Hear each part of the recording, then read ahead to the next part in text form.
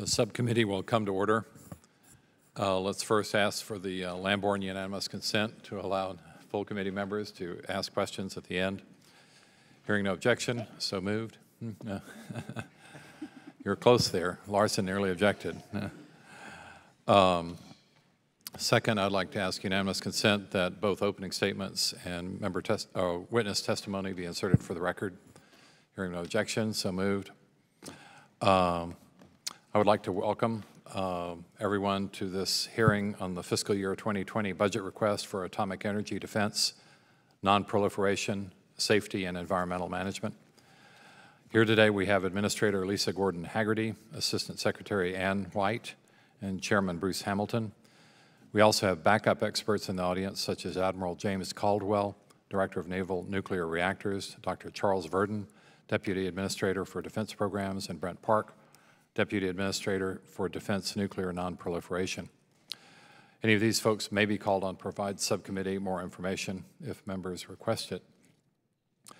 Rather than continue with my opening statement, I'll just ask that it be inserted for the record, and I would like to turn to the ranking member for his opening statement. I'll do the same, Mr. Chairman. Thank you. I'll submit my statements for the record. Thank you. Thank you. want to apologize to the witnesses for the late start due to votes unavoidable, but why don't we start by hearing Lisa Gordon-Haggerty.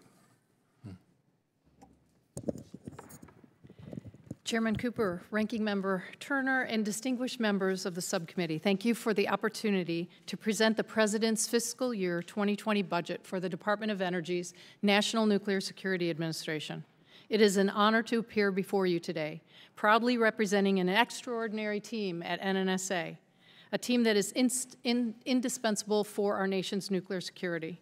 I'm also delighted to be sharing this hearing with my friend and colleague, Assistant Secretary Anne-Marie White. A written statement has been provided to the subcommittee, and I respectfully request that it be submitted for the record. So moved. Thank you.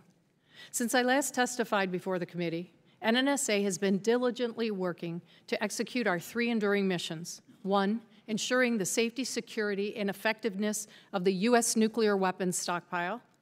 Two, reducing the threat of nuclear proliferation and nuclear terrorism around the world.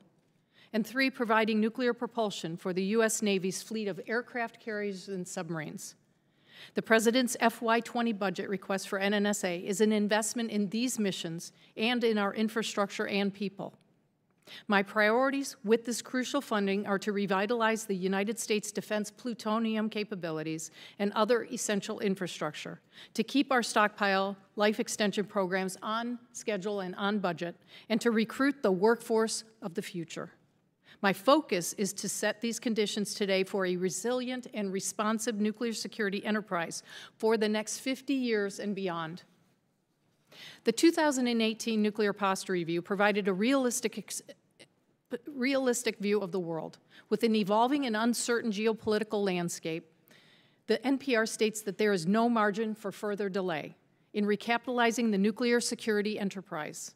An enterprise comprised of 8 laboratories, plants, and sites, and a dedicated workforce of almost 44,000 employees. NNSA's $16.5 billion request is a necessary investment when you consider the stakes. Russia and China are pursuing entirely new nuclear weapons capabilities. North Korea's intentions remain unclear, and we face the most complex and demanding global security environment since the end of the Cold War. Accordingly, the FY20 budget request represents the largest increase for our nonproliferation, counterproliferation, and nuclear counterterrorism program in 5 years. The NPR reaffirmed the need for effective arms control measures and treaty verification, and with this funding, NNSA will continue to apply its technical expertise to reduce nuclear threats around the world. During my nomination hearing last year, I stated that my highest priority was plutonium pit manufacturing. That has not changed. For the next several decades, NNSA will rely on a combination of newly manufactured pits and a judicious reuse of existing pits to modernize the existing U.S. nuclear weapons stockpile. A modest pit manufacturing capability is necessary to ensure the safety and security of refurbished warheads while maintaining high confidence in stockpile effectiveness. Consistent with the NPR, NNSA is committed to producing no fewer than 80 pits per year by 2030 to meet military requirements. Last May, the Nuclear Weapons Council endorsed NNSA's path forward to recapitalize a production capability that was shuttered in the early 1990s. Our two-site approach calls for pit production at both the Los Alamos National Laboratory in New Mexico and at the Savannah River site in South Carolina. Following this strategy, the FY20 budget request includes $410 million for conceptual design activities at Savannah River Plutonium Processing Facility, and our request also calls for nearly $500 million investment in the plutonium pit production capabilities at Los Alamos. NNSA is not only investing in plutonium pit mission. Thanks to the strong support of Congress, we are making significant progress in modernization across our enterprise. We have started construction of the main buildings of the uranium processing facility at the Y-12 National Security Complex. And I'm proud to report that this vital undertaking has been on budget and on schedule for the last 6 years. We remain on track to deliver UPF by the end of 2025 for not more than $6.5 billion. All of NNSA's enduring missions are underpinned by state-of-the-art scientific capabilities.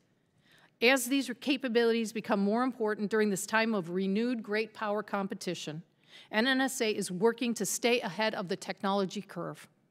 A future gap in high-performance computing is being addressed through a joint effort between the Department of Energy's Office of Science and NNSA.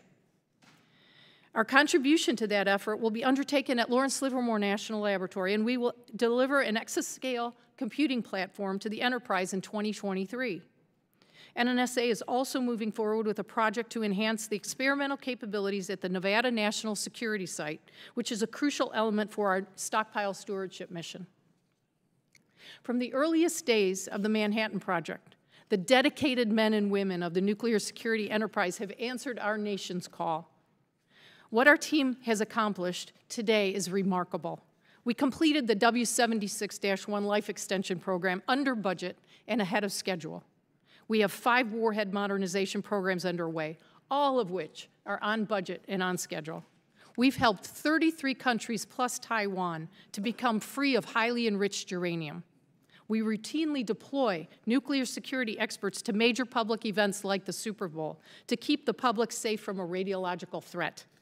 And we are lending unparalleled expertise to the U.S. Navy's new Columbia-class program to ensure sea-based deterrence capabilities for decades to come. Finally, I would like to emphasize that regardless of the investments we make in modernizing our infrastructure, the United States must continue its investment in our world-class workforce, as requested in the President's 20 budget. We face stiff competition from the private sector for top talent in highly technical fields. With an aging workforce, NNSA has launched an integrated effort to recruit the next generation of scientists, engineers, and technicians so that we can continue to answer the nation's call and meet tomorrow's challenges. No other government or civilian agency can accomplish these unique missions on behalf of the American people, and I could not be prouder to represent NNSA today. Thank you for your strong and consistent support and the opportunity to testify before you today, and I look forward to answering your questions. Thank you. Thank you. Ms. White. Chairman Cooper, Ranking Member Turner, and members of the subcommittee, thank you for the opportunity to appear today. And I share your sentiment as well. It's good to be here with you today. The fiscal year 2020 budget request of $6.5 billion demonstrates the administration's commitment to tackling the environmental legacy of nuclear weapons production that helped end World War II and the Cold War. Mr. Chairman, this year marks the 30th anniversary of the EM program. Since its inception, our dedicated workforce has cleaned and closed sites, dramatically reducing the EM footprint from 107 sites to just 16. Progress continues at every EM site. Last year alone, we took another significant step towards large-scale cleanup at the Y-12 site at Oak Ridge by removing over 3 tons of mercury from equipment and completing all of the site preparation required for construction of the mercury treatment facility. Workers in South Carolina consolidated more than 400,000 cubic yards of coal ash and ash-contaminated soil at the Savannah River site. They got it done safely and 14 months ahead of schedule, saving $9 million and earning them the Project Management Institute Award for Project Excellence. And at Hanford, workers began installing equipment to excavate highly contaminated soil under the 324 building. Even with great work and significant budgets, cleanup progress is being significantly outpaced by environmental liabilities. Mr. Chairman, during my confirmation hearings, I committed to enhance safety through risk mitigation and cleanup and to eliminate overall taxpayer liability. That is precisely what I've been focused on during my first year on the job. We are getting a clear picture of EM liabilities for the first time using accurate, up-to-date cost and schedule data, something I prioritized immediately. We are shifting to a sustainable cleanup approach that uses the latest scientific knowledge in waste composition, risks, and attainable end states. And we are increasing accountability to Congress and to the American people through stronger project management and oversight. There are some opportunities with the real potential to get cleanup projects done and off the books safely, sooner, and at a reasonable cost. The department is evaluating these opportunities, including new technologies, treatment options, and disposal capabilities in a comprehensive way. We look forward to engaging with Congress as well as the greater cleanup community on the best ways to move forward with site options assessments currently underway.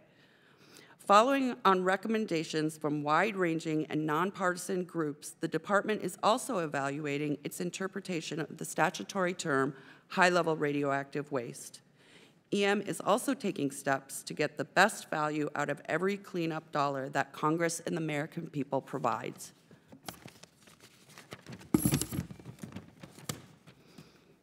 That includes identifying impactful regulatory reforms and improving procurements through a new end-state contracting model.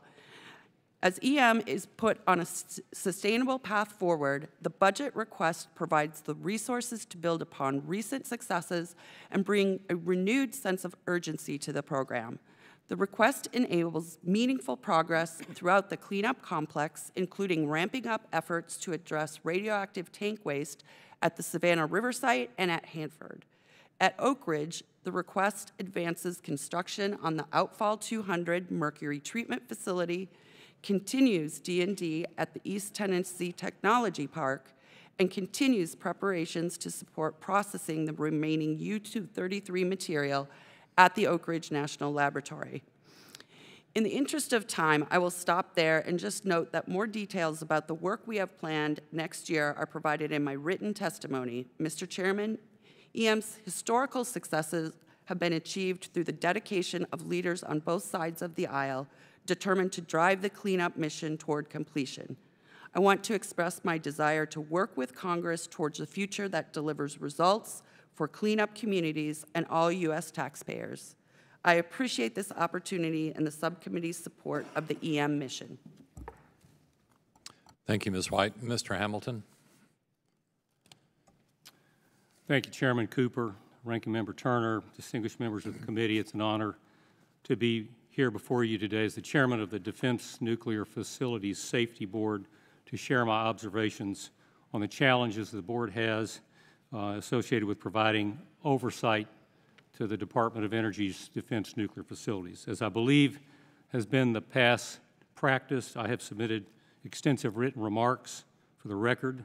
Those were unanimously approved by my board. In the interest of time, I will limit my oral comments to only those topics you, Mr. Chairman, specifically mentioned in your invitation letter to this hearing. I, not the board as a whole, am responsible for any deviations from the written remarks, as well as for any responses to questions you may have. For those members of the subcommittee who may not be familiar with the work of the board, our mission is to conduct independent oversight of defense nuclear facilities and to inform the Secretary of Energy when we find issues that challenge the adequate protection of the public. The President's fiscal year 2020 request for the board is $29.45 million for 100 full-time equivalent employees. This is a 5% decrease from the agency's FY 2019 appropriation level of $31 million. The board's foundation is built on the expertise of the board members and our staff, and approximately 2/3 of our annual budget is dedicated to salaries and benefits. Mr. Chairman, you specifically asked me to address any recent recommendations to the Secretary of Energy. There is one, recommendation 2019-1, entitled Pantex Uncontrolled Hazard Scenarios and 10 CFR 830 Implementation. It was issued on February the 20th. This recommendation focuses on three main topics at Pantex. First, the lack of adequate controls for high-consequence hazard scenarios. Two, deficiencies in portions of the safety basis for the nuclear explosive operations. And three, deficiencies within the Pantex Special Tooling Program. The board is currently awaiting a response from the Secretary of Energy on whether he accepts that recommendation and whether or not there will be an implementation plan. In your letter, Mr. Chairman, you asked about Department of Energy Order 140.1, interface with the Defense Nuclear Facilities Safety Board issued in May of last year to replace a prior DOE directive. Order 140.1 incorporated major changes, including new restrictions and protocols regarding the board's access to information, facilities, and personnel. It is the unanimous view of the board that DOE Order 140.1 is in direct conflict with a plain reading of the Atomic Energy Act in several ways. For instance, the order defines the public as existing only outside geographical site boundaries. Such an interpretation could preclude the board from oversight for workers, co-located workers, and general members of the public who happen to be inside that site boundary. Notably, and this is particularly important for places like Y-12 in Tennessee, notably, it could also prevent board oversight for important programs such as criticality safety. Not only is this inconsistent with the Atomic Energy Act, but this would be a clear departure from well-established past practices. Lastly, Mr. Chairman, you asked me to address my proposal to reduce our staff size. On August 14th of last summer, the board approved in a vote of 3 in favor, 1 opposed, on a motion made by me to improve effectiveness in conducting our mission through more robust field oversight and a leaner, nimbler headquarters staff. The motion would have established an executive director of operations, restructured the agency's organization primarily by adding 2 new field offices and by assigning resident inspectors for facilities which currently don't have them, and by reducing employee headcount through attrition to about 79. Congressional appropriators did not support this plan, and they included language in the Energy and Water Development and Related Agencies Appropriation Act of 2019, which preempted its implementation. Consequently, I have made no structural changes to our organization. I have directed the hiring of employees to backfill specific positions, and although we remain below our fiscal 2019 funded 117 employees, we will hire in order to achieve the 100 employees that are proposed in the 2020 budget. This concludes my oral remarks. Thank you, Mr. Hamilton. I'll begin the questioning, and I'll try to just use my 5 minutes. Ms. Gordon-Haggerty, I have a number of things I want to ask you. Let me begin by, if you're familiar with the role that the JASONs have played, and possibly also the Naval Research Advisory Committee in terms of nuclear and other forms of scientific expertise. I am. You are familiar? Yes. How would you categorize their performance over the last 60, 70 years? I can speak to 2 recent studies. We can't quite hear you. Can you I'm sorry. pull the microphone Is that any better? Yeah, better. My apologies. So I can express to you my opinion on the 2 recent studies that were undertaken by JASON's, one of which was a tritium study. I found their reports to be fulsome and very, the members of JASON's being very knowledgeable about issues associated with our programs at NNSA. I can't speak to the history or the 60, 70 years of JASON's, but I can tell you that they are rich in history and their technical expertise is sound. Were you aware that their contract has been summarily terminated by the Pentagon? My understanding is that the Pentagon is doing something with their contract. They do manage the contract or administer the contract for JASON. Doing something with the contract is a euphemism for termination? My understanding, again, I haven't looked into it. I've actually asked my staff, Chairman, to look into it to see what's happening because we do have some studies that we're undertaking with JASON, so we want to make sure that if there are some issues associated with contract management that somebody handles that because we do have some ongoing studies with JASON's. Another topic, it seems like one of the largest future expenditures, if not the largest, that you have jurisdiction over will be whether we have a second site for plutonium sustainment program. That second site being Savannah River. And it's my understanding that the life cycle cost of that would be an additional $13–14 billion if we undertake that second site. So that's a large sum of money, especially given the size of your budget. That's roughly the size of your annual budget for your entire NNSA. So it seems like this decision is really not being presented to Congress as a decision, but more as a fait accompli. Because in this budget, as you stated in your oral testimony, you're asking for $410 million for advanced design work on repurposing the MOX facility. In my lay terms, that would be 2 luxury skyscrapers in Nashville, Tennessee, and this is just for blueprint work for a proposed rehab of a building. But it seems like if we invest that money, then we'll be well into the $14 billion expenditure for a second site. So I would find it more useful for the subcommittee, for all the members, to try to make a decision on that instead of being forced into a decision by spending a little bit money here, a little bit money there. Pretty soon you're a little bit pregnant, and then we have the whole $14 billion. So are you aware of another area in which we could save $14 billion? In a word, no. There is not another place where I can see that happening. However, we are working to advance the Department of Defense requirements as directed by the Nuclear Weapons Council to produce not less than 80 pits per year for our nuclear weapons stockpile, to maintain our existing nuclear weapons stockpile with the life extension and modernization programs. To that end, again, to recall for the members of the subcommittee, we haven't had a plutonium production capability since the early 1990s. The last time we produced 11 war reserve, or what we call diamond stamp pits for the United States, was over 2 decades ago. We are trying to modernize and recapitalize that capability at Los Alamos National Laboratory.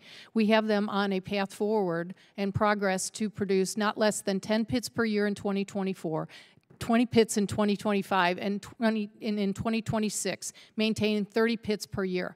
That is really stretching their capabilities. After all, Los Alamos National Laboratory and Lawrence Livermore National Laboratory are known to be nuclear weapon design agencies, not production sites. And again, we shuttered our production capabilities in the early 1990s. We're modernizing an existing stockpile, and in order to do so, we need nuclear weapons, or the pits for those nuclear weapons. And in order to get to that 80 pits per year, and recognizing the challenges we have ahead of us, in 11 years, in 11 years, we're going to have to produce not less than 80 pits per year. We conducted an analysis of alternatives and an engineering assessment, and the best way to get there, given the risk and risk mitigation factors, is to repurpose the facility at Savannah River site and produce the remaining 50 pits per year starting in 2030 at Savannah River site. And we believe that that's a good investment of taxpayer resources, because otherwise we will not be able to get to that 80 pits per year if we looked at the plan of going forward at Los Alamos, which would consider major new construction activities. Well, you've used most of my time. I would like more information on your May 2018 plutonium pit production engineering assessment results. I'd be pleased to do so. I think that you are reaching more of a conclusion than perhaps they did.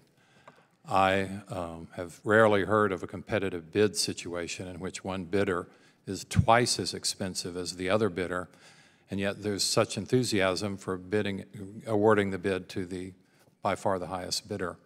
I have nothing against South Carolina or Savannah River, but $14 billion is $14 billion.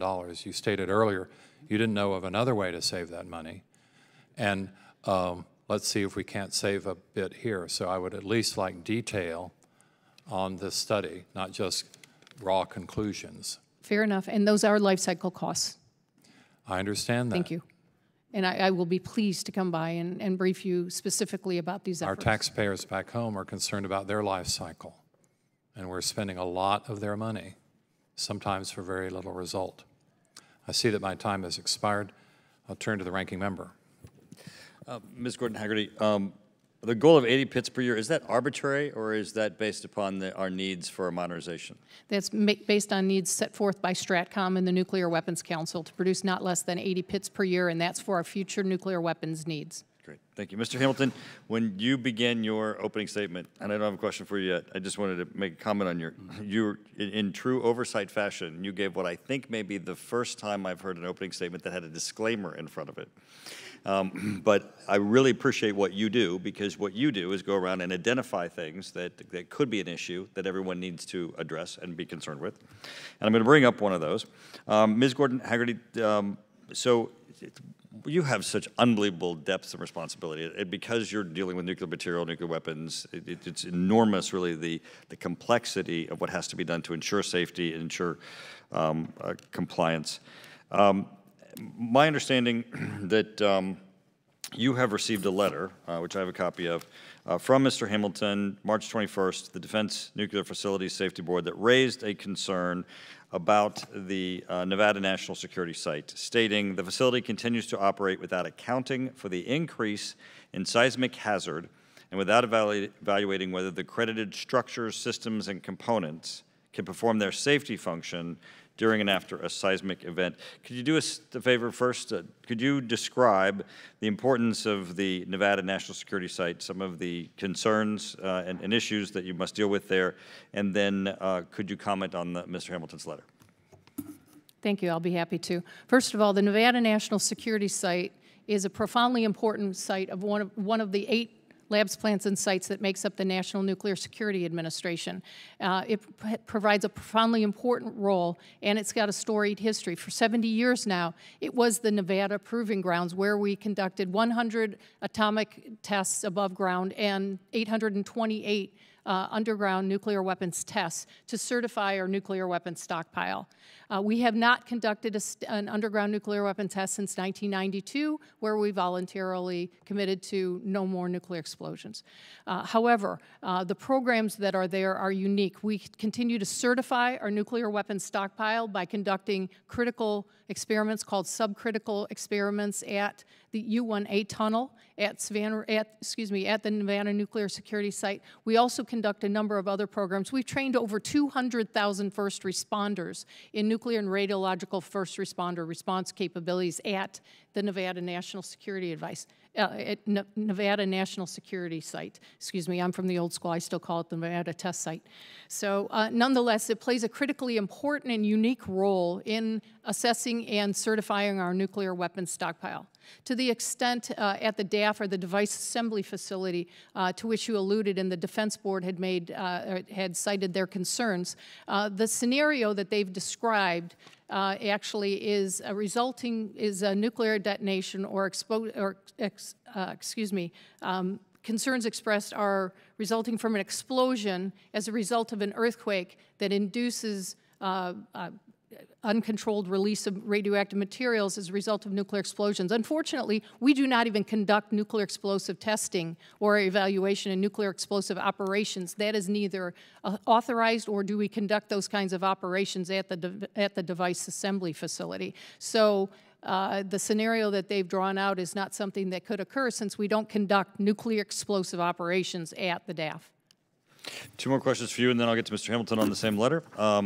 The 76-2, a great interest as a result of Russia's change in nuclear doctrine to escalate to de-escalate. Low-yield nukes have become a considerable issue. Could you please tell us, why do we need this for our deterrent strategy, and does it make the use of nuclear weapons more likely or less likely?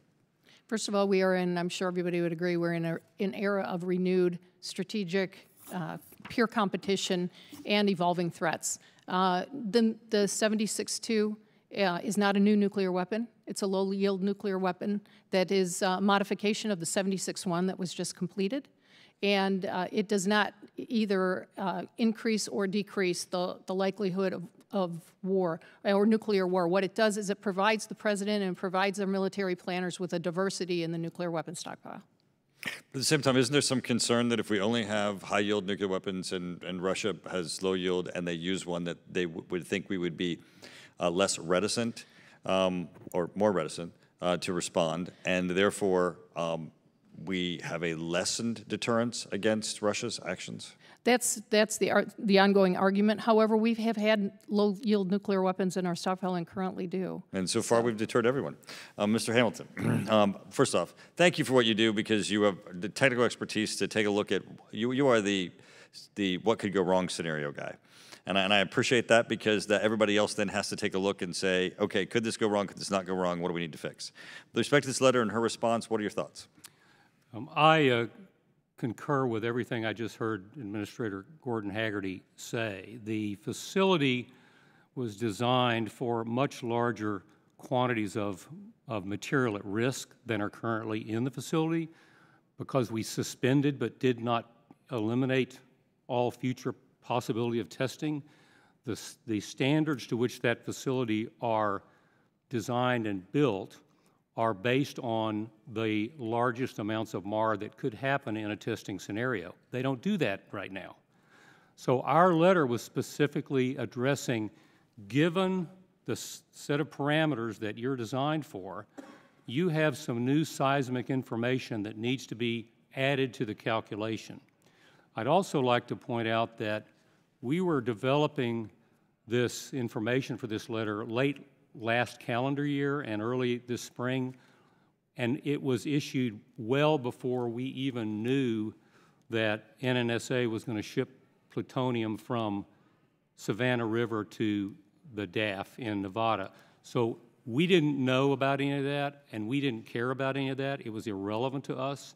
The plutonium that was shipped there from Savannah River does not affect our calculations at all.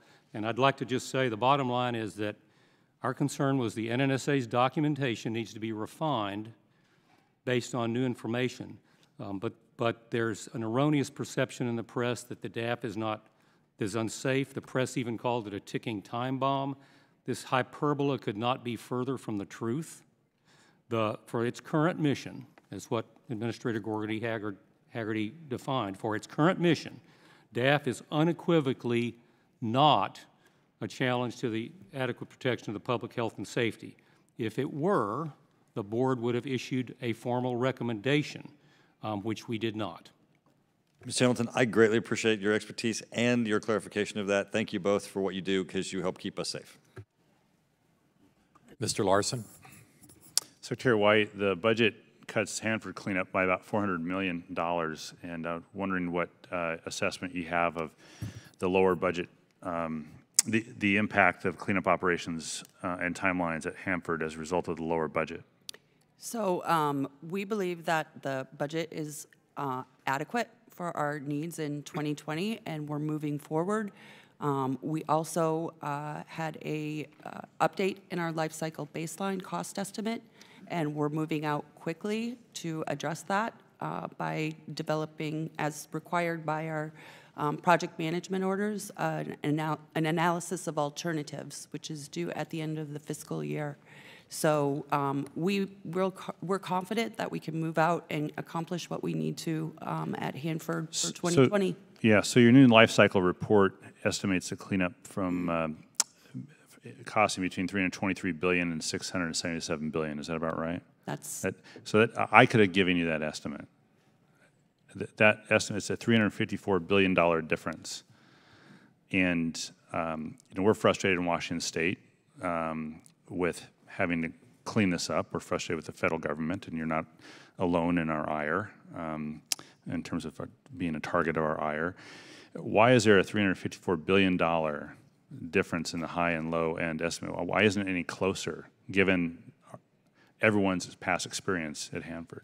So the higher number is what we call an 80% probability number. And what it does is it realizes some risks and that we are very likely to encounter. It also takes into account updated operational costs that involve operating multiple facilities at the same time. And further, the cost estimate had not been, the life cycle cost estimate had not been updated since 2009. So in order for us to work with you all in the state of Washington and really progress cleanup, we have to be transparent, and we have to know what we're dealing with so that we can have fruitful discussions about the go forward, because we are committed to Hanford cleanup.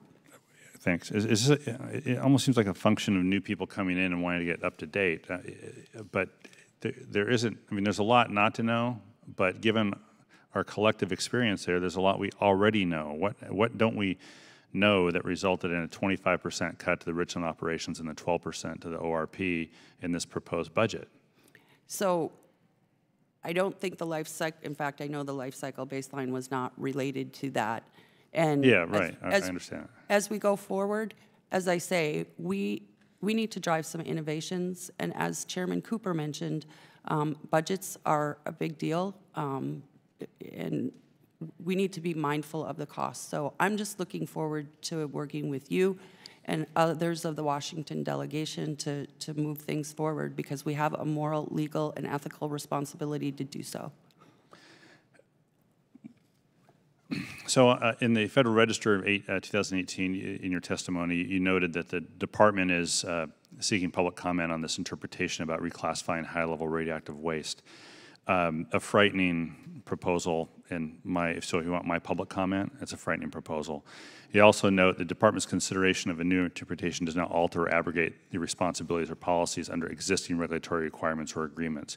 How am I supposed to read that comment? Is it that it doesn't impact your existing regulatory requirements or agreements forever, or until a new rule is in place? By the way, I assume that new rule would actually reclassify high level to something less than high level, and we'd be sitting on high-level radioactive waste that the federal government would consider not as high-level radioactive waste. So what we're doing is it's an interpretation, not a reclassification, and So I don't know if there's a legal difference in that, but there's a common sense difference in that. There's no, and in that there's no difference to a layperson. So the issue with the high-level waste definition is that traditionally high-level waste is based on the source that created it. What we're doing is we're saying, okay, we want to determine what is and is not high-level waste based on the actual radionuclide content of the waste. And that is a sound technical decision. It's a sound way to look at this problem. And it's not just for a minute that this definition won't abrogate our responsibilities. We have consent orders. We've got the TPA, there's NEPA, there's RCRA, so yep. We completely understand that. I will continue to be very curious about how this goes forward, and I think I'd speak for the Democrats and Republicans in the delegation in Washington State as well, at least how it impacts Washington State. Thanks. Can I come over and brief you in more detail at some point in the future? I would welcome that. I would like Probably wouldn't be just me, if you don't mind. Great, thanks. Thanks. Mr. Wilson. Thank you, Mr. Chairman. And Ms. Gordon-Haggerty, thank all of you for being here today. Ms. Gordon-Haggerty, currently the Savannah River site has excess weapons-grade plutonium. 34 metric tons were to be turned into fuel through the MOX program, the Mixed Oxide Fuel Fabrication Facility. Now the NNSA is using the dilute and dispose method. During your Senate hearing, you promised another half metric ton of plutonium would be removed by the year 2020. What is the plan to relocate the direct shipment of the half metric ton of plutonium, and what is the planned timeline cost for the dilute and dispose method over the next 5 years to remove the excess plutonium out of the site?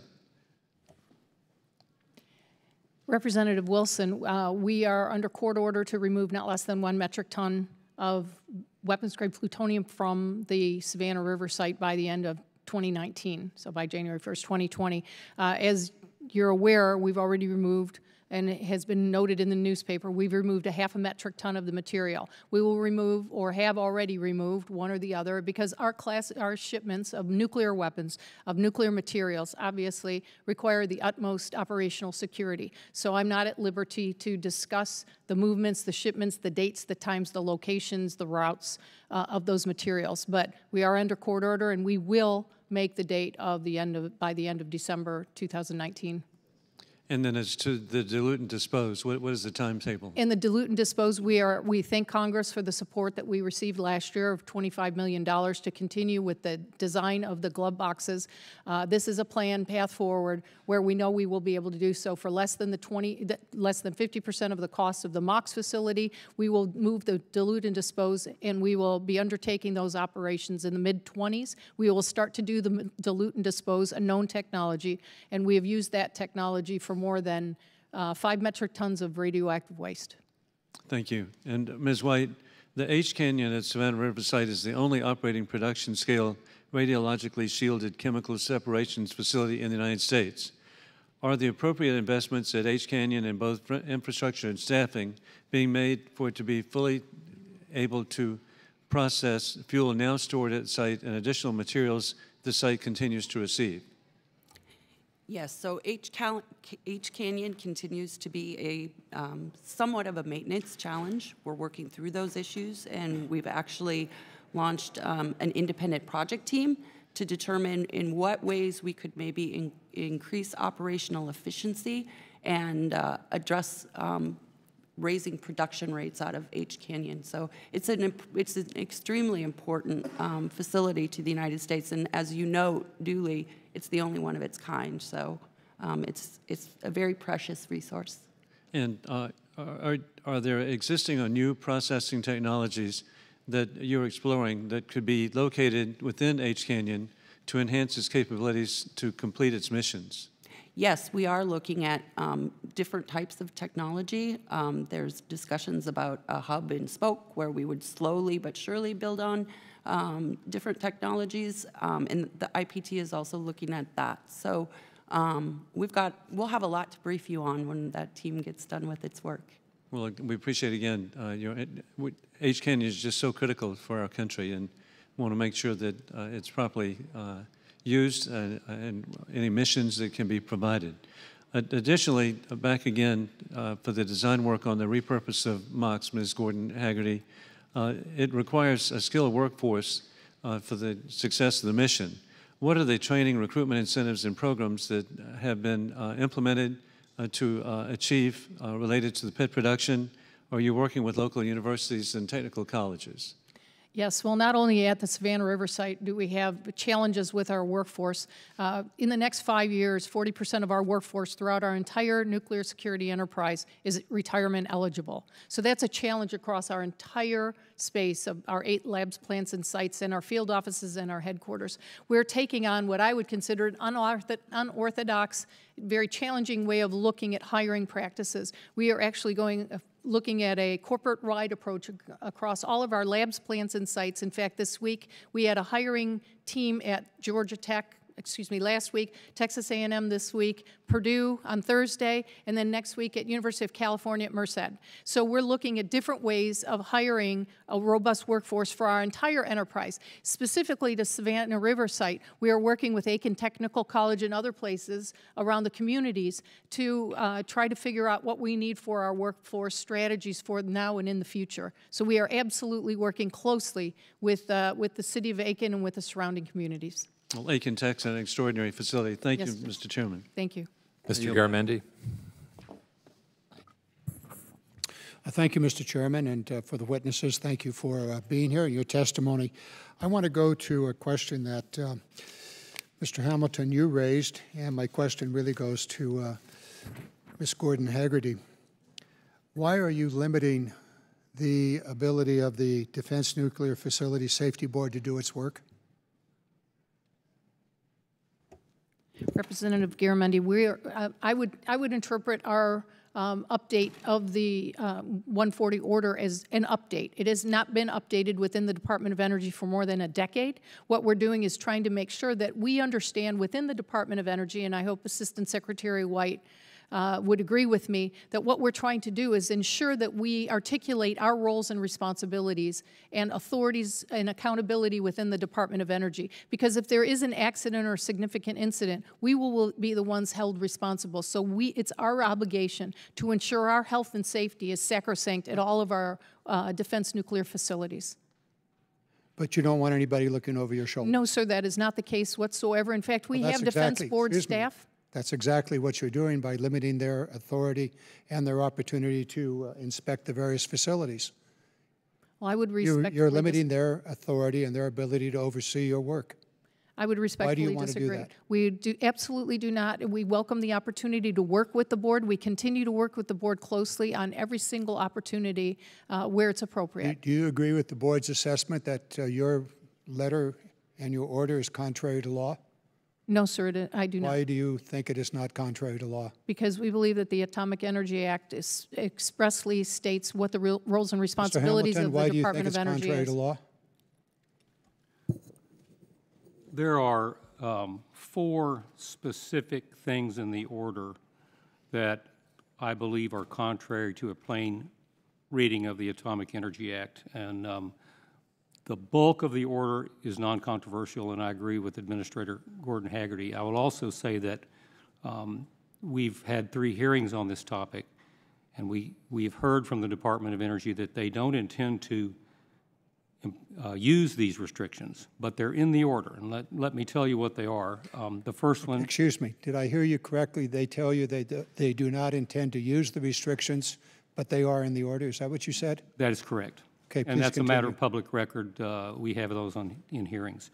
The 4 items that are, in my view, offensive to the Atomic Energy Act are the first one, which exempts DNSFB oversight from hazard category 3 and radiological facilities. Hazard category 3 and radiological facilities are something that the Department of Energy defines. They're not in the Atomic Energy Act. Secondly, the order claims that to exempt the board's oversight in situations where the Department of Energy determines that the adequate protection of the public health and safety is not adversely affected. So they're watching themselves. That's a specious and circular argument because the Atomic Energy Act gives the board that responsibility. Third, the order directs that the Department of Energy employees cooperate with DNSFB and provide the DNSFB with ready access to facilities, personnel, as information as necessary to carry out its statutory responsibilities. The language in the order leaves out the words, as the board considers. Again, it's allowing the department to determine where we can look. And lastly, the one I already mentioned in my opening oral remarks about site boundaries. Those 4 items are the ones that we object to. I haven't been around forever on this issue, but the years I've been around, the board has brought to our attention significant lapses within the NNSA. And I am very, very concerned about this limitation on the ability of the board to review the work of the NNSA in its entire operation. So I'll let it go at that. In my remaining 45 seconds, back to the 80 pits. You said that the 80 pits are required by the by the Department of Defense. Is that correct? Correct. For what purpose? To maintain and modernize the current nuclear weapons. For what specifically, for what weapons? For what delivery systems? For currently the W87-1, which is the 78 replacement, and for a number of other systems that we're working on right now. So, but it's specifically the 87-1, which has an FPU of 2030 that we have to produce the pits for that weapon system. And how many for that purpose? That number is classified, but I'd be happy to go into a closed session with you and explain and have DOD with me. I would be happy to learn specifically all the way down why you need 80 per year. Again, just simply noted in my seconds that are gone that this number has expanded over the years without a clear explanation of why the number has expanded. I would appreciate a clear, fulsome explanation. I look forward to Yield that. back. Thank you. Mr. Brooks.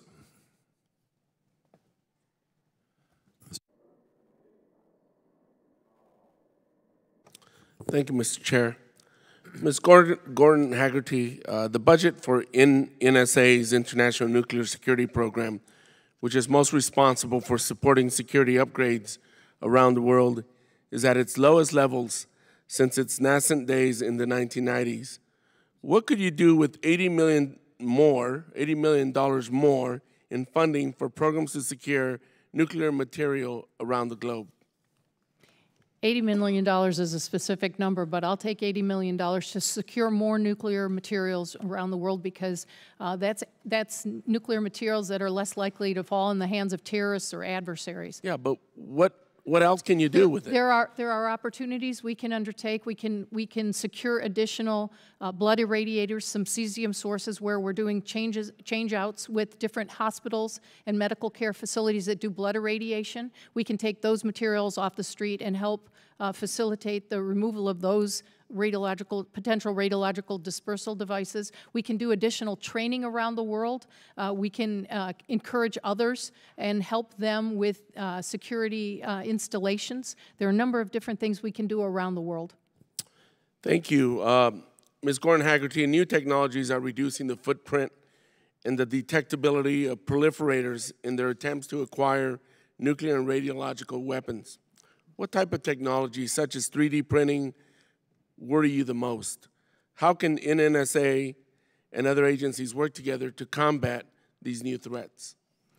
3D printing is, in fact, one of our biggest concerns, as well as other things associated with electronic signatures and some other issues, and we can talk about those in a classified environment, too. We are working very closely with our interagency partners because, of course, the foundation of the NNSA enterprise is where most of the laboratories and plants throughout the NNSA enterprise is where the Department of Defense and the intelligence communities come for the technical expertise resident on our labs, plants, and sites, and throughout the Department of Energy. So we have a very robust program with them. And again, 3D printing and some other efforts are very alarming, and because they are available publicly, they present us with some challenges. So therefore, what we're trying to do is also develop countermeasures against different types of challenges that we're encountering.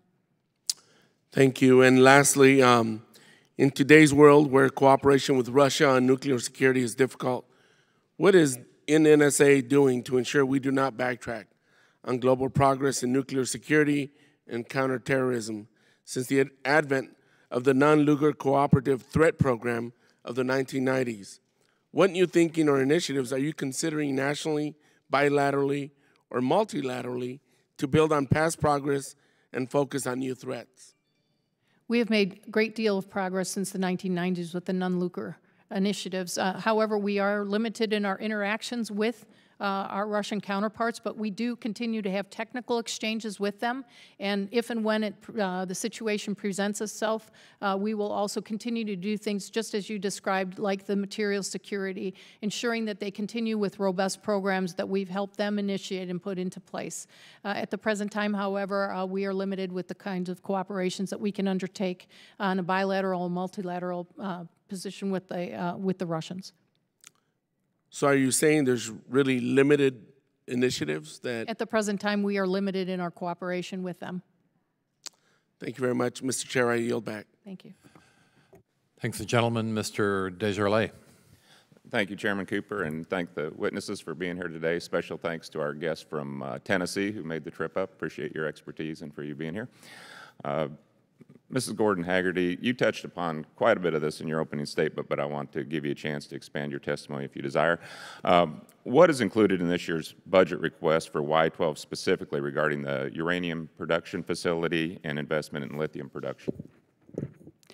Our present request for the Y-12 complex is $1.9 billion, and that will be to continue operations mostly in canned sub-assemblies and the uranium work that is undertaken exclusively at Y-12. With regard to our request for additional resources for the UPF, or the uranium processing facility, that program has expended $2.5 billion of a planned, projected $6.5 billion budget. We are requesting $795 million for that request this year to continue construction, and I'm glad to say that yesterday I was at Y-12 and I walked the site itself, and we've started the nuclear construction, the actual activities of the actual process building. So I was actually on the site yesterday looking at the facility and continuing with and seeing the great progress that our team is making there. And we've got some other monies and resources going into the efforts that they provide in nonproliferation, counterproliferation, counterterrorism. Okay. So having just been there, you're pretty confident that the UPF program will get completed on time and on budget? Yes. Okay. What are the biggest risks to finishing the program? The biggest risks are actually the current and sustained funding that we require in order to be able to accomplish this and complete this mission. So it's really about the sustained funding that is necessary for us to complete this huge operation. Thank you. What is the NNSA doing to support increasing the capacity for tritium production? We are undertaking a program at the Savannah River site to complete the tritium finishing facility, for which we are requesting $27 million for modernization and recapitalization of that facility. The tritium, a vital component in our nuclear weapon systems, decays as radiologically decays, and so radioactively decays in a regular at 5.7% per year, and so therefore we need to refurbish and to update the limited life components in our nuclear weapons. And in order to do so, and the weapons that we're retiring or modifying or bringing back for surveillance, we'll change out those, recapture the tritium, and then also produce new tritium. We are doing that also with TVA. And we have a great relationship with TVA, which is running our tritium bars, at which point they will irradiate the tritium bars. We'll bring them back to the Savannah River site. They will extract the tritium. We will process the tritium and then take it to Y-12, where they'll be inserted into the weapons. Okay. Similar to Rep. Wilson's questioning earlier, I also have concerns about how NNSA is attracting and maintaining and growing the entire range of skilled workers necessary for NNSA's mission. Can you explain to me what kind of workers you need to ensure the viability of the mission back home in Tennessee? Are they all nuclear physicists, or are they welders, machinists, et cetera? Yes, sir. They're all of the above. They are welders, they are machinists, they're wrench turners, they're project analysts, they're project managers, they're secondary designers. So they're weapons physicists, they're scientists, they're engineers, they're across the board, and that's not exclusive to Y-12 or Savannah River. It's at every one of our labs, plants, and sites. And like I said, we've undertaken an aggressive hiring strategy, not only for near term, but for long term, for the next 20, 30, 50 years. We need to build the workforce of the future now. All right. Thank you for your testimony. And Mr. Chairman, I yield back. Thank the gentleman. Ms. Horn? Thank you, Mr. Chairman. Thank you all. Chairman Hamilton, I want to circle back to the DOE's recent Order 1401. I have some more questions around that. In your testimony and subsequent questions, you noted that this order substantially circumscribes the board's ability to do your legally mandated safety oversight of the nuclear complex. My first question is, do you believe that your concerns, which you've articulated here, have been taken into consideration by the department? We have had 3 hearings and provided 2 direct letters of correspondence to the Secretary of Energy on this topic. We've received 1 letter back after this first letter. So we have dialogue ongoing. I believe, though I don't know, and perhaps one of the other panelists might be able to answer the question, I believe that there's an annual first-year review of that order coming up, and I'm hopeful, although I don't know this in fact, that that will be the opportunity to correct what I see are those 4 egregious statements in the order. I'm out. So I take it by that last part of your statement that you think the DOE might reconsider those sections of the proposal? I am hopeful they will. We have certainly made it clear what we object to, those things I just listed, and we've made that crystal clear. I know that they're coming up with the annual review, and again, I don't know that they're going to fix it, but this will be a natural opportunity to fix it. So if it's not changed, if these concerns are not addressed, what risks and impacts to the safety and oversight of NNSA programs do you foresee if these aren't addressed? That's a great question. Thank you. I see actually very little direct risk to having our ability to access facilities and information and people.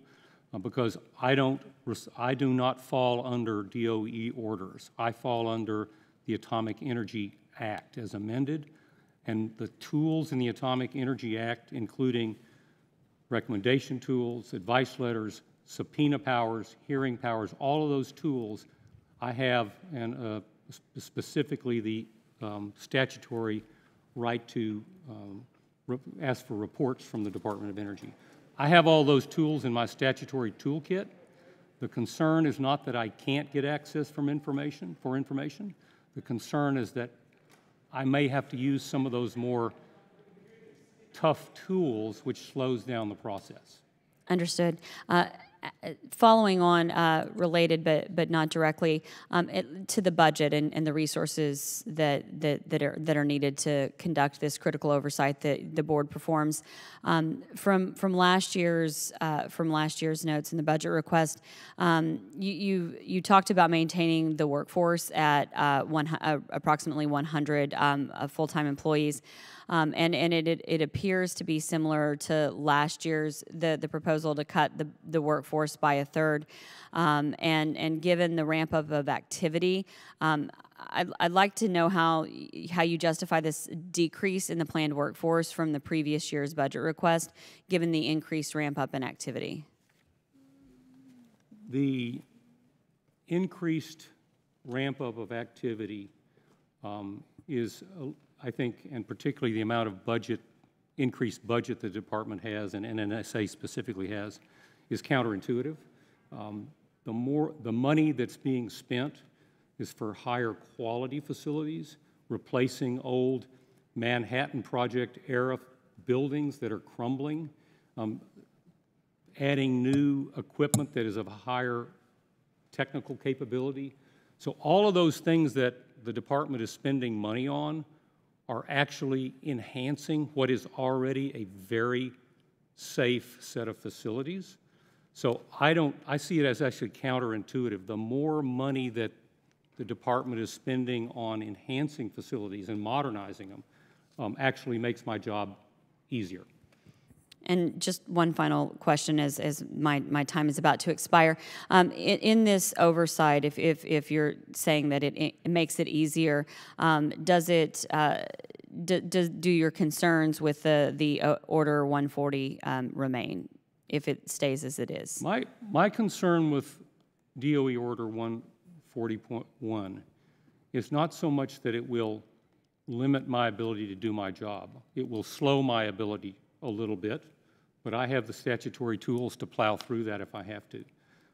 My real concern is that it's the wording, those four things that I talked about, are a direct, in my view, a direct contradiction from the plain language of the Atomic Energy Act. That's my real concern. I can get through this. It might slow me down a little bit, but I have the statutory authority to get all that information. Thank you. My time has expired. Thank you for that question. Thank you. Thanks. Let's have a second round of questions. To follow up on what Mr. Hamilton was just saying, do your powers under the Atomic Energy Act include things like subpoena powers? Yes, sir. That's impressive. Good. Glad to know that. I didn't know that. We try not to use it. Yeah. It's much better to be friendly. Now I'd like to do a quick shout out for naval reactors. I don't know part of NNSA or government that does more efficiently or complains less. And for them to even be happy now with a slight budget cut is pretty awesome. I hope all government agencies can learn from that. Next, regarding A10 filings under the Export Compliance Assistance Program, I wanted to ask Ms. Gordon-Haggerty when the subcommittee can get access to those filings. The department is moving aggressively to provide that information, and I guarantee you that it will be done in the very near term. So, and that's what the team is actually pulling together. I believe that some of the staff have already been briefed on the Part 810s to date, but we will be providing and being very responsive as we can be to the committee. I was also wondering if you had any opportunity to check the beneficial ownership of any of the entities that were involved in those filings. Yes, I have made that request, and the lawyers are looking at that right now as we discussed. They are, and I took your point, and we are looking into it right now. Then, Ms. White, you were talking about thrift and saving money and cutting Hanford and how that needed to be done, but I noted there was an increase at Savannah River. Why is that $90 million increase necessary? So as you're well aware, the budget process is a process. We also have a big increase in our production rate of treating tank waste out of Savannah River due to the fact that our new treatment facility, SWPF, will be coming online. So that's the reason for the $90 million. Yeah, and what that ultimately does is that it will greatly increase the rate at which we can remove that waste from those tanks, which ultimately decreases overall baselines. Thanks. Unless Ms. Davis would like to ask a question, right? You're welcome to. Go ahead. Thank you, Mr. Chairman. Sorry, doing double duty back and forth here. And unless this has already been asked, but I wanted to thank you all, of course, for being here. And anyone can add on to this question. If New START is not extended in 2021 and Russia started building past the limits of the treaty, how would this impact the requirements, the schedule, and the cost for NNSA's nuclear modernization efforts? So, Ms. Gordon-Haggerty. At the present time, we are supporting New START and will continue to do so, and at some point in the future, a decision will be made whether or not we're going to continue with New START. That said, I would say that it's not possible to actually determine what the modernization cost would be if we chose to increase our nuclear weapons stockpile, which is not in discussion at the present time. I would also defer, I guess, respectfully to the Department of Defense to find out what, if any, requirements they're considering. Mm-hmm. Mm-hmm. Thank you. If I could then go to your testimony where you were arguing that the W-76-2 low-yield nuclear weapon gives the U.S. a credible response option and deters adversaries who might think the U.S. would be deterred from responding to a low-level nuclear attack. I think that this type of language, actually, the low-level nuclear attack, suggests that the United States does not have a credible response options. I don't find that terribly helpful, and I really wonder whether it could be interpreted in a way that's far more dangerous. Senior administration officials should not use this type of language. It weakens the credibility of the U.S. deterrent. There are low-yield weapons, no doubt, but they are not low-level nuclear attacks. So I hope that, if you'd like to respond to that. General Hyten said before this committee last month that he is, quote, ready to respond to any threat anywhere, unquote. So can you define for me what you believe a low-level nuclear attack would be? Is there a threshold of nuclear attack at which you believe the current stockpile is not credible, as your testimony suggests? And can you describe how existing non-strategic nuclear weapons in the U.S. arsenal impact the existing credibility? In other words, are the B-61 and ALCM credible? All of our nuclear weapons in our existing stockpile are credible based on different threat scenarios.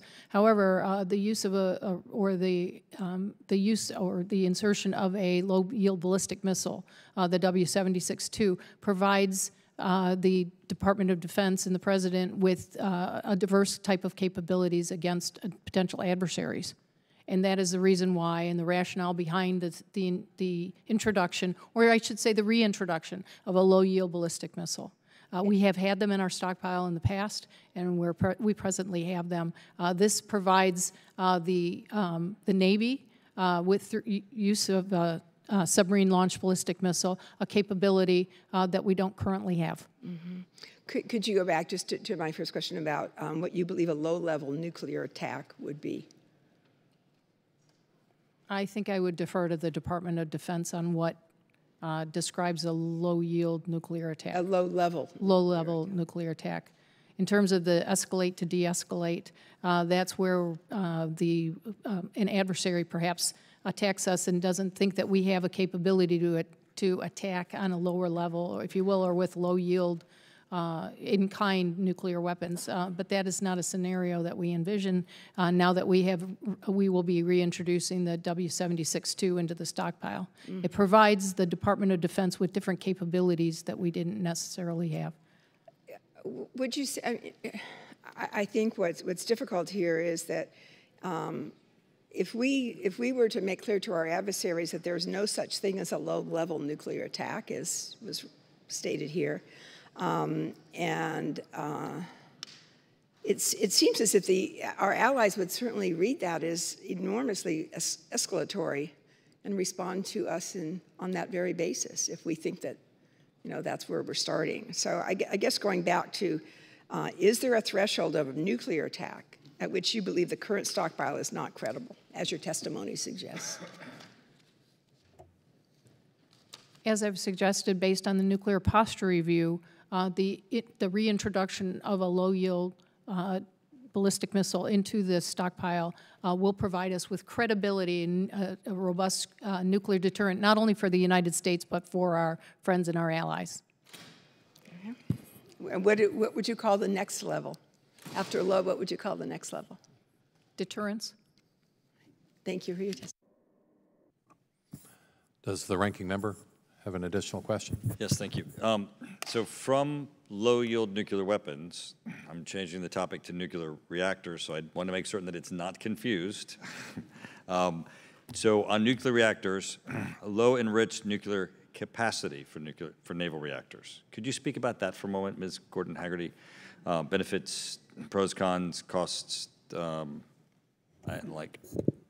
So to the extent that we would be using, I'm presuming you're referring to low-enriched uranium. We have continued to study the capabilities to consider for naval reactors low-enriched uranium fuel. Highly enriched uranium fuel provides us with military advantage. I defer to Admiral Caldwell, the Deputy Administrator for Naval Reactors, that can speak more to the complexities about using low-enriched uranium versus high-enriched uranium. Thanks, and I apologize for the transition of low and low, because they are very, very different topics, but thank you. Yes, sir. Again, James Caldwell, Director of Naval Reactors. Sir, we have a long history of using highly enriched uranium in our program. It's allowed us to build reactor cores that have long lives. In fact, today our aircraft carriers are refueled about the 23, 25-year point and then last for a total of 50 years. All the submarines we're building today have life-of-the-ship reactors. Everything we do in our program is designed around the use of highly enriched uranium, from the design of the core to the procedures for defueling and refueling, to the procedures for shipment and the procedures for packaging. Low-enriched uranium would be a completely different approach. Essentially would mean you would be loading less energy into a reactor core, which means that you would have to refuel the vessel more frequently, or have a larger reactor so you could load more energy into that core. Or potentially you'd have to build more ships to be able to achieve the same amount of deployed operations that you have today. In 2018, the Secretary of Energy and Secretary of the Navy signed a joint letter determining that we should not pursue a low-enriched uranium core for naval applications. Is there an issue with the aggregate of waste produced, even though the waste would have different the waste would have different characteristics, and we'd have to deal with that. We'd have to engineer that, and that would require some change. The real issue is whether you're not able to load the amount of energy in the core in the same configuration and get the same amount of lifespan out of it. So you'd have to make significant additional investments in refueling reactor plants to keep that ship operating for longer periods of time. The cost to go after a program to develop such a capability, we determined that in a 2016 study, directed study, that said it would be about $1 billion, and it would take 10 to 15 years to just develop that capability. That does not include the amount of money it would take to deploy, in other words, to actually build the reactor and tune all of those systems I talked about, from refueling to transport to storage. And that could be literally billions of dollars on top of that. Thank you for the clarification. I yield back.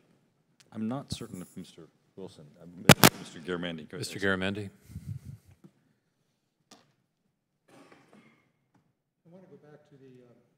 I want to go back to the pit production. Perhaps this will have to be done in the classified setting, but it was argued earlier that the pits were required for a new nuclear weapon, the IW-2. That is no longer in play, I understand. Instead, we are now building new pits for the W-78. Is that correct? Yes, that's correct, and that's based on the fact that we've seen plutonium aging. There are systems in the current 78 that don't lend itself to a life extension program as we have traditionally done, such as with the 76-1 that we've just completed. So in order to ensure that we can extend the life of that required system, we are going to use the current 87 and turn it into an 87-1, which will be what we're calling the 78 replacement, which is the 87-1. In order to do so, it will provide us with a more robust system. These are not new nuclear weapons. They're just modernizing our existing nuclear weapons. Well, that could be debated, but not particularly useful at this moment. What is that new, modernized nuclear weapon for? It is for the 78 replacement, for the system, for the ground-based, the GBSD, the ground-based strategic. For the new multi-tens of billion-dollar ground-based replacement for the Minuteman 2 and 3. 3. What's the total cost of that? That program will be, do you have total life cycle cost, Charlie? 1 second. Granted that you're not responsible for the missiles or the missile silos or the command and control system and all the rest, what is the cost of the W-78 replacement, which I guess you now call the W-87-1? W-87-1 modernization program. This year we're requesting $112 million for a total of, Charlie, you want to come up to the table? This is Dr. Verdon, if I may. Dr. Verdon is the Deputy Administrator for Defense Programs. So right now, sir, it's in its very early stages, so we have a range of designs. The costs would range from $12 billion to an upper end of $15 billion, but that, we'll be backing down and choosing the options that we actually implement on it. So we are really starting on something new here, even though it's not a new weapon, it is a replacement weapon, a modernized weapon, but yet it's new. It's a modification to the legacy 87 system. Oh, so we're the ones that play games with words. No, that's officially what it's called, a modification, because it's based on the legacy 87 system. Okay. We won't get any further on that one. The Savannah River plutonium program is in abeyance. The disposition of the plutonium at Savannah River is in abeyance. It's not moving forward. Is that correct? That would be the MOX facility, yes. That was terminated on May 10th of 2018. And what is the plan for the disposition of the The planned path forward is to use what we call our surplus plutonium disposition plan, which will cost much less than the planned MOX facility. In fact, much less, 40% of the total costs. And it will be faster, cheaper, and quicker, more safe to remove the 34 metric tons of excess plutonium. And what is that? Total life cycle cost is $18 billion over the entire life cycle.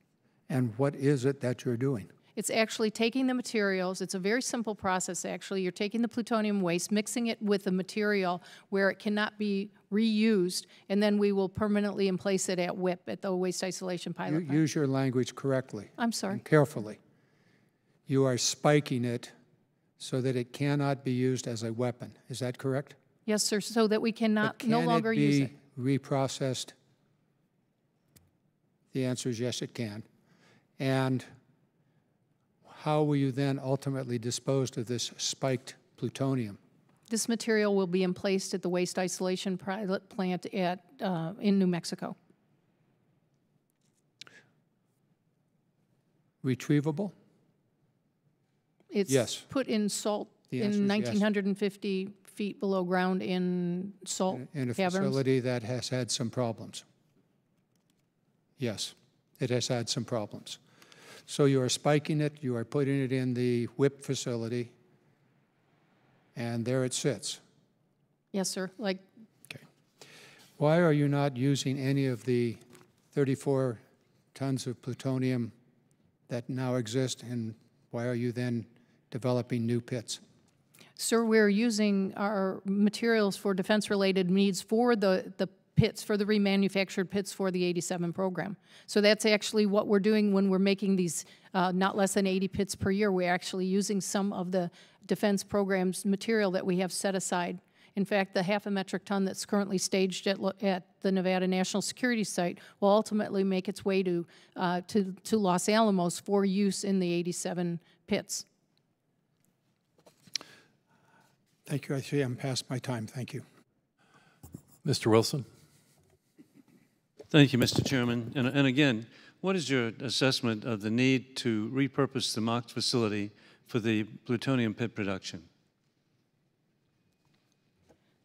The Department of Defense and the Nuclear Weapons Council stated that the Department of Defense requirements are for not less than 80 pits per year beginning in 2030.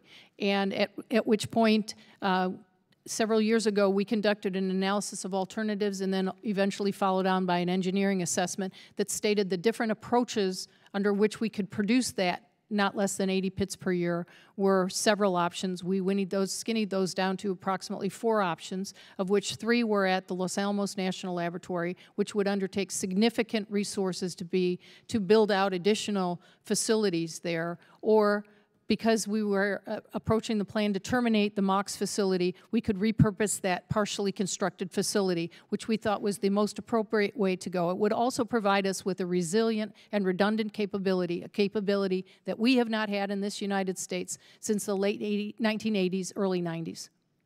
And so the justification for the two-prong approach is you feel, very clear. Very clear that clearly our United States needs a redundant and resilient capability for future nuclear weapons stockpile requirements, and the time is long past that we retain or obtain a capability to produce nuclear weapons pits. And doing it at Los Alamos will not get us to the required 80 pits per year. And have you done the cost analysis of Los Alamos, Savannah River site, as to not have a two-prong approach? Yes, sir, we have, and we will not meet it's challenging as it is.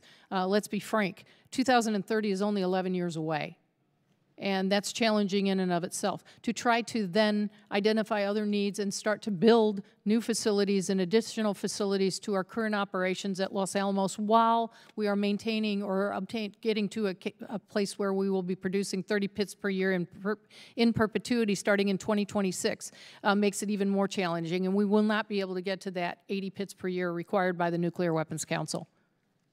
And I appreciate your clarity on this. And Ms. White, thank you for including in the budget the funding for the Advanced Manufacturing Collaborative to be located very likely at the University of South Carolina, Aiken.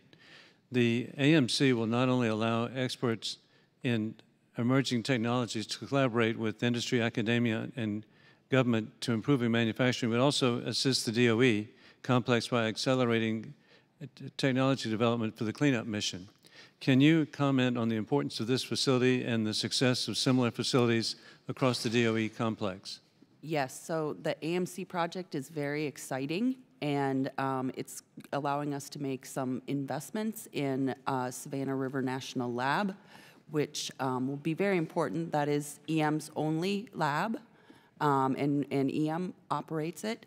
And also, too, when I looked at some of the mock-ups of that facility, one thing that I think will be very important about its future is that is exactly the kind of facility that is going to attract next-generation workers. And there's going to be, I believe, a lot of excitement around it, and that's something we need in EM just as in NNSA. Thank you, and I yield back the balance of my time. Thank the gentleman. I wanted to ask Mr. Hamilton quickly, on page 5 of your testimony, you talk about 4 waste drums at the Idaho National Laboratory that underwent overpressurization, ejecting their lids and spreading radiological waste. you go ahead and call it potential for a deflagration, a word I'd never heard of before. It would seem like by 2018 we should know how to store nuclear waste. And I know WIP had a problem with the kitty litter, organic versus inorganic. Like, why can't we get this right? Thank you, Mr. Chairman. The 4 drums that you're talking about at the Idaho Advanced Retrieval Project that essentially exploded and were inside of a containment. It was a near miss. The building that it was inside was not occupied at the time because it happened at night. So there was some degree of luck that nobody was there to get hurt. The specific answer to your question is all of that waste that is in those fields most of that came from the decommissioning of the prior plutonium facility that we had in Colorado, Rocky Flats. When that was done, there were what I would say is marginal records kept of what was in which drums that were buried. And so there's some degree of uncertainty in what's being dug up as regards to what came from Rocky Flats and when it came. As best as can be done, the project uses the records they have, but it's not a perfect science. One thing I will tell you, and this is why I am not personally losing a lot of sleep over this particular event, 90+% of the drums that are being unearthed and reprocessed, over 90% are complete. This is the first event that occurred like this. So there's some risk in every operation that you're going to get a mix of the wrong things. I will tell you that I personally am convinced that what Ms. White and her team have done to mitigate problems with future repackaging is an appropriate and reasoned approach to prevent this happening. We are actually having a hearing on this in May to probe a little bit more deeply, and we have some of our top talent in our staff digging into some of the details. But it's a very complex mix of unknowns, and there's just some random opportunities in there for this kind of thing. It's not a very satisfactory answer, but the reality is, like I said, 90+% of it's been done. We haven't had an event. So we had this one event, and they put the things in place, the processes in place they think will mitigate it, and I think it will. Did I answer your question, Mr. Chairman? Well, since in your response you used the word explosion, and this involves nuclear waste, I don't think the public would find your answer to be very persuasive, because the folks I talk to back home want zero defect handling of nuclear material.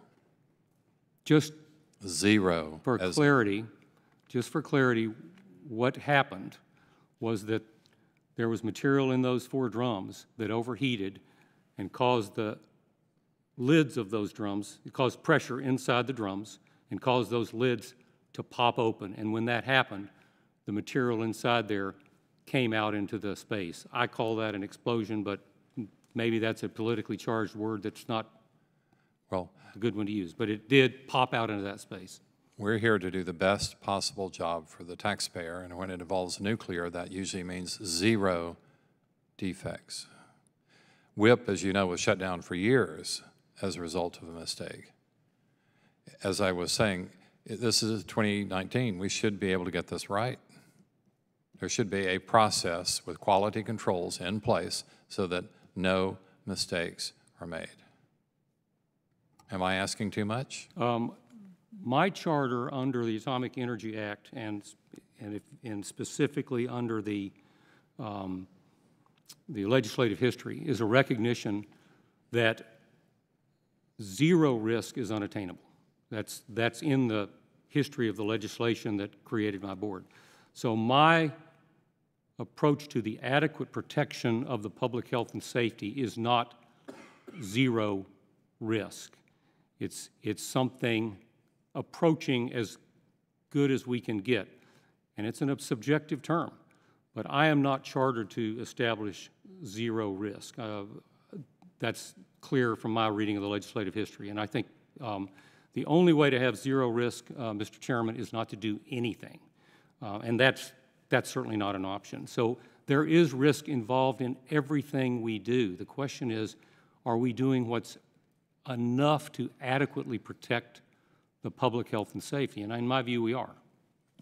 I think the real answer is somewhere between the 90% figure that you mentioned in your response and 99.99999. Well, my 90% was how much has been processed.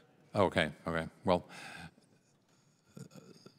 I think the public wants to see that the best that we can possibly do is the best that can be done by human beings, that we're not trying to cover up our own inadequacies, that we're not hiding the ball. And I was just surprised reading this in your testimony. I think your board does an excellent job, and we want to keep you in business. But I was just kind of struck, 2018, stuff like this happens. I don't think there has been any effort or intent to minimize this, as far as I'm concerned. But what if WIP gets shut down again for several years? You know, these are problems. Ms. White, you've been itching to talk. Sorry, I just, we take these things very, very seriously in EM. And as someone who actually worked in the field and benefited from the safety culture throughout my career, I can assure you we take every effort to absolutely understand every piece and part of the process. And as Mr. Hamilton noted, it can never go to zero, although I really wish it could. And yeah, but we can solve the kitty litter problem. Like if inorganic kitty litter works, let's stick with that and not go with the organic kitty litter. Right. Yes. So we have very detailed information on both this event and our response to it. And I would be very, very happy to come and give a more detailed briefing, because I think you would find our efforts are substantial and we take these things very seriously. The ranking member. I just wanted to say, first off, thank you for all of the expertise that you guys bring to bear in all aspects of our review and decision-making and discernment as to what paths we need to go in and how we need to correct what we're doing. Ms. Gordon-Haggerty, you said, workforce. It's not just your testimony today, it's the workforce that stands behind you that goes to great lengths to ensure safety. So having said that, I just want to say I absolutely agree with the chairman. There's no margin of error here. Mr. Hamilton, I greatly appreciate your reality check of the statement of the mission that you have, and that in part, we look to you guys to be ingenuity, to create, to invent. As you're looking to our safety, you have to invent ways to create that safety. So at the same time, I commend you and am greatly appreciative of what you're doing. I must, agree with the chairman here, and that I think everybody views this as no margin of error, even though that, Mr. Hamilton, I recognize as an impossible task. So thank you all for trying to rise to that impossible task. Concluding note, unless the ranking member has a response to this, just look behind you. Naval reactors. If there's a problem on a submarine, people die. The Navy has done a superb job of making the risk as close to zero as any human being could possibly imagine. So why don't we follow that sterling example? Mr. Garamendi, you're back in time for the third round of questions, if you would like. You were just raising that hammer. I was poised. The witnesses are hoping that I'll hit the block. I'm hoping that you'll hit that. I want to go back to this new.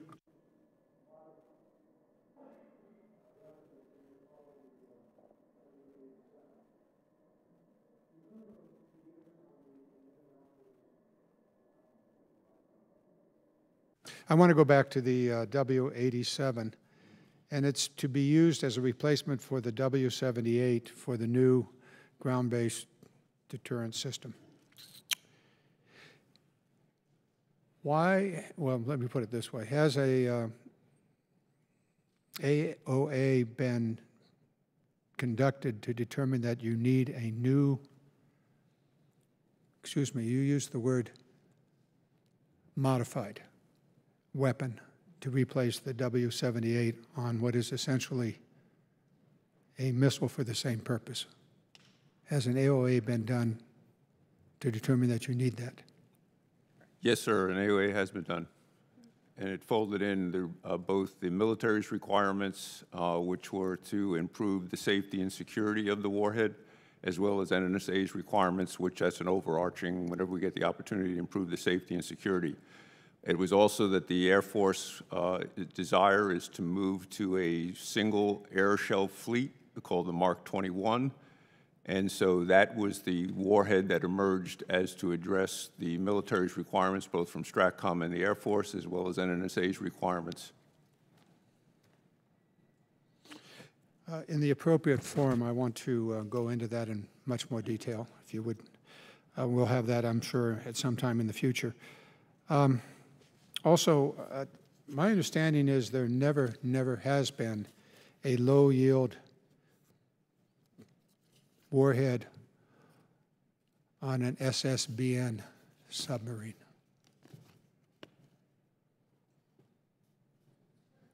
That's correct. That's correct. That's correct. I think I stated that we had a low-yield weapon in our stockpile. Yes, you do. It's yes. It's the 21. However, there's never been a low-yield ballistic missile or warhead on an SSBN. Is that correct? To the best of yes. So this correct. would be the first time ever. Yes.